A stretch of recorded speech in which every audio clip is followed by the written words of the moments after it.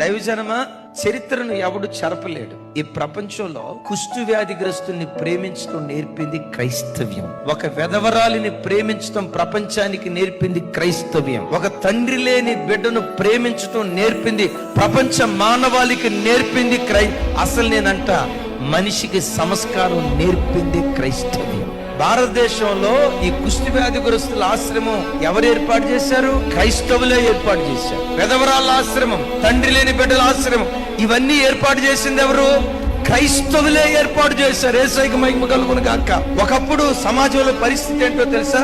విధవరాలు వస్తుంటే విధవరాలు ముఖం చూడకూడదు, అరిష్టం. విధవరాలు ముఖం చూడకూడదు, అరిష్టమని విధవరాల్ని చిన్న చూపు చూసి ప్రక్కన పెట్టారు. కానీ నా దేవుడు ఏం నేర్పాడో తెలుసా? తండ్రి అయిన దేవుని ఎదుట నిష్కలంకమైన భక్తి ఏదనగా విధవరాండ్రను, తండ్రి లేని బిడ్డలను వారి ఇబ్బందుల్లో పరామర్శించుటయే దేవుని ఎదుట నిష్కలంకమైన భక్తి.